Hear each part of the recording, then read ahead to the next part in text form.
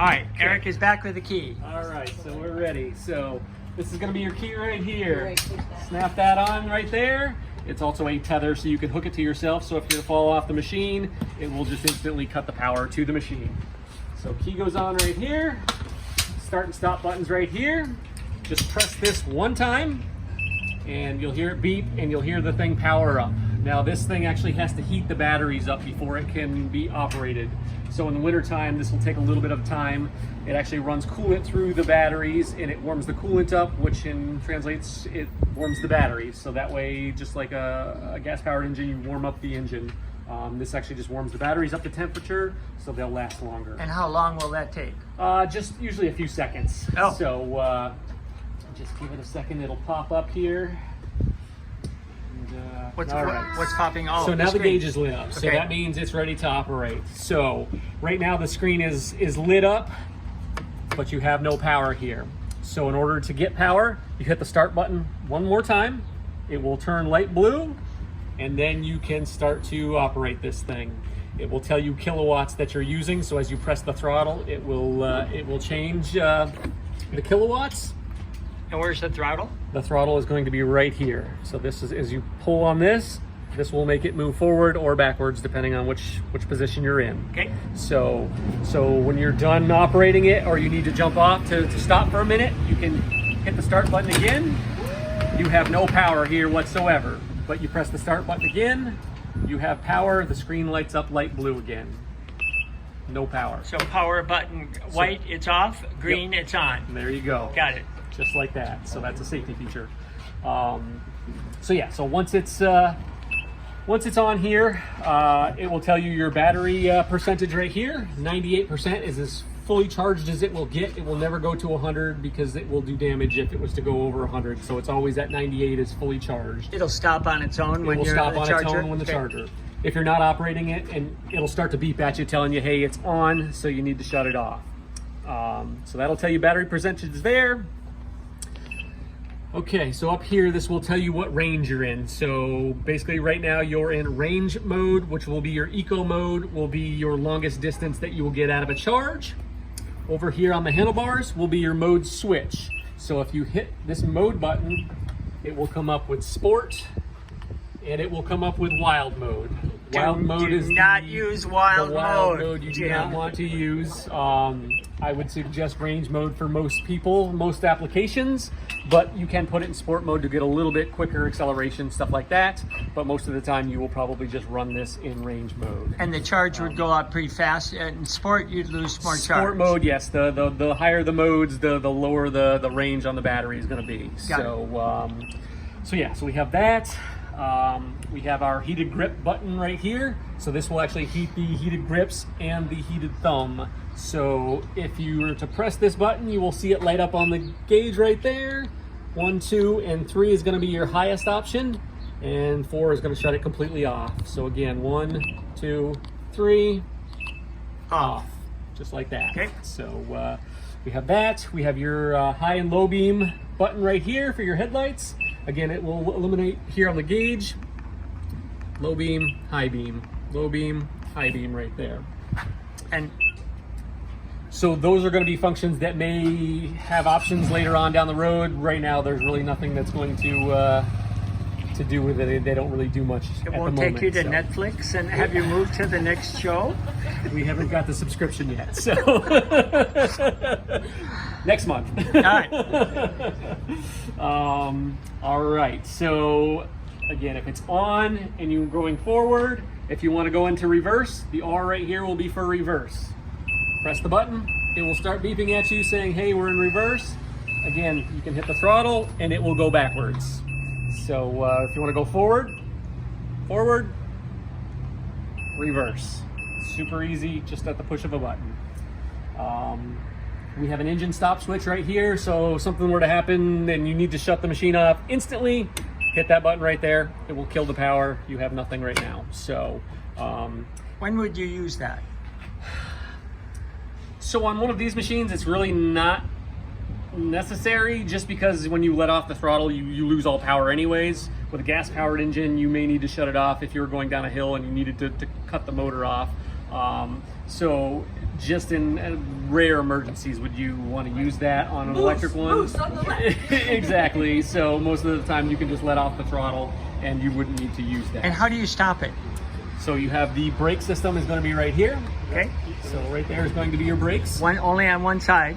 Only on one side, yes, you're correct. So it basically stops the track from spinning. So this does have a little bit of regenerative braking. So if you let off the throttle, you'll notice just like an electric car, it slows down pretty quickly.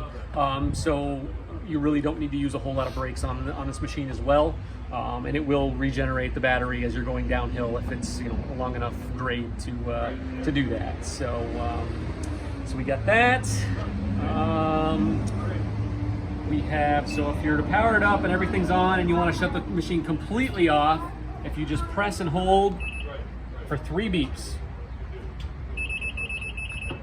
that shuts your machine completely off. Obviously you can see there's no gauge lit up. Yep. There's no power to this thing whatsoever. So again, to start it back up, you just hit the button one time and you'd wait for the machine to power back up, and then you can hit it again and go. Okay. So charging. Yep. You do have a heated shield cord right here for a heated shield on the visor of the helmet if you needed that. That's what you hook up to your helmet. You just hook up to your helmet if you need that. Okay, yes. This isn't not heated. So this is not heated, no. Okay. So it would just be this for a heated shield on a helmet if you needed that. To charge it, charging ports are right under here. You have your standard slow charge right here, which, depending if it's completely drained of the battery, it will take probably 12 to 24 hours to charge it, depending on how low it is. With the standard charger. That's the level 1 charger. Level 1. And we get that plus the level 2. Yes. Okay. So level 2 would go right in here, and that is going to be about a 40-minute charge to get it above 80% on the battery. 40 minutes? 40 minutes, yes. Jeez. So very quick charging. So that's where your charging ports are going to be. Now, to charge this, you would need to plug it in, and you would need to hit the start button to power up the gauge. The gauge has to be powered up in order to charge the machine.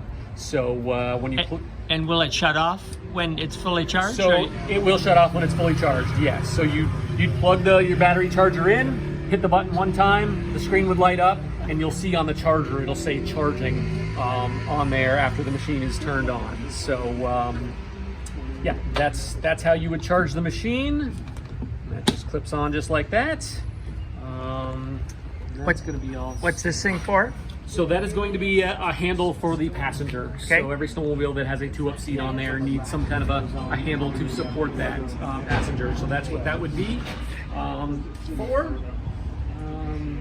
And there is a back that's coming? So there should be a backrest that is coming. We'll have to contact Tiger. You'll have to contact Tyga about that stuff. How is that fastened? From under here? I think it's behind here, this little plate right here. I believe it bolts to that. Okay.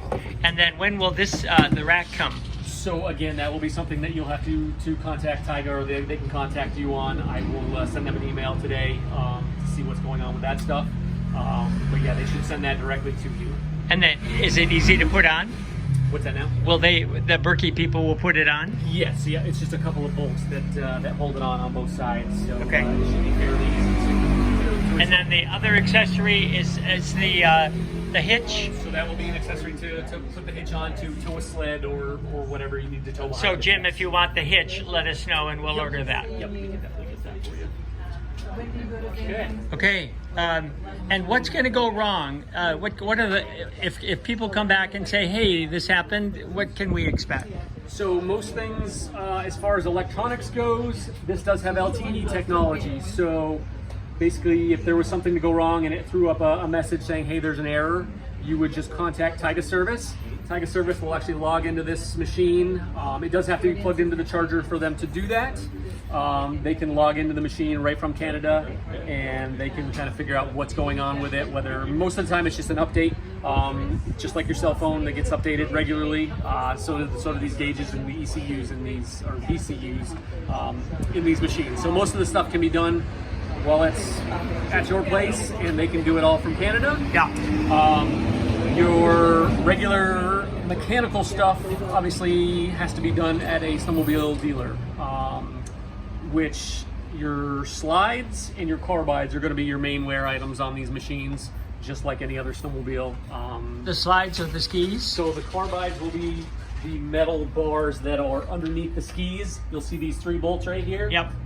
Those wear out. They're just a metal carbide on the bottom, so that will wear out, which can be very easily replaced. It's three bolts, and they come right off. Okay. And you can put new ones on, and then you have your slides down here. Now this is going to be what the track sits on and makes it go, basically. So obviously, hopefully, there's going to be enough snow where these don't wear out very fast, but the less snow there is, the faster these little plastic slides will wear out. And there is like a little wear bar on there, so you can see how much you have left on there before you need to replace them. Again, that's something a snowmobile dealer can replace very quickly and very easily. Yeah. And then for cleaning, like if it gets salt and gunk on it, what's the best thing for maintenance, kind of just cleaning up? We use soap and water to clean most of the stuff off, and then we use just a light spray polish to keep it clean. And then like some of the bare aluminum parts, especially for storage in the summertime, we spray like a silicone spray on there just so it doesn't corrode as quickly. But other than that, there should be... Would you use a power wash, or is that unnecessary? No, you want to just use just a garden hose. You don't want to pressure wash anything, because then you take the chance of getting water into the electrical connectors and stuff like that. So they are very well sealed inside, but I still wouldn't take the chance to do that with a pressure washer. Good. So, excellent. Yeah. Questions from the audience? Seems like you covered them all. Well, that's my job. What about you?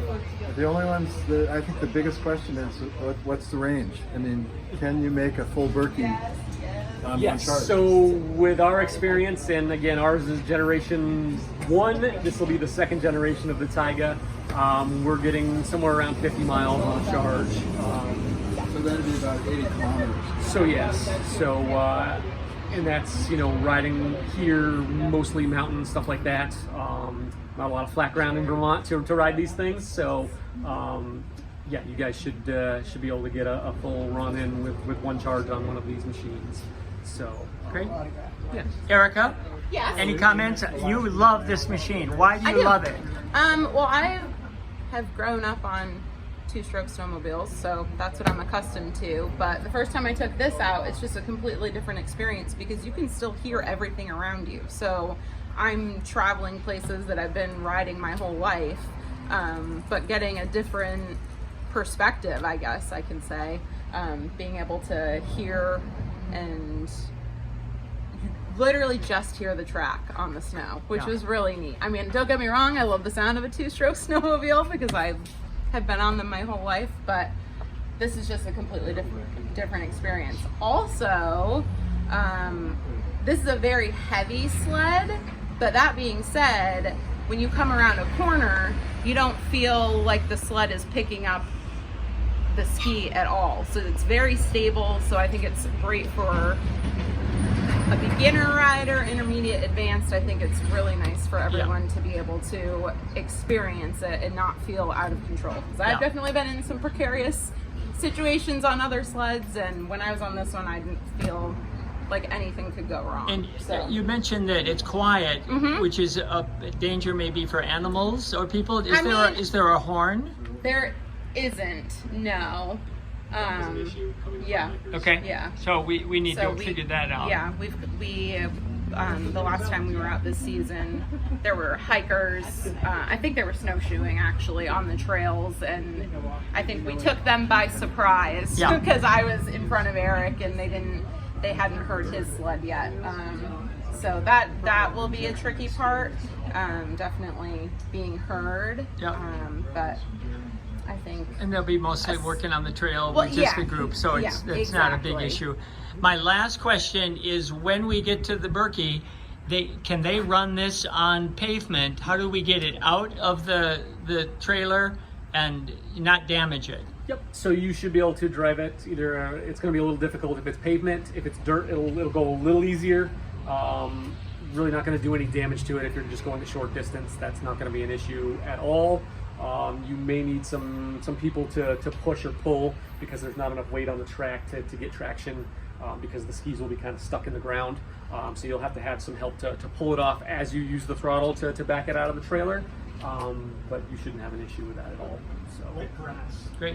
Yes, grass will be the easiest thing. Yeah. Jim, wet grass. Great. Well, thank you very much. welcome. This is excellent, and excited. I think we're ready. We're ready to load now. Let's load this baby.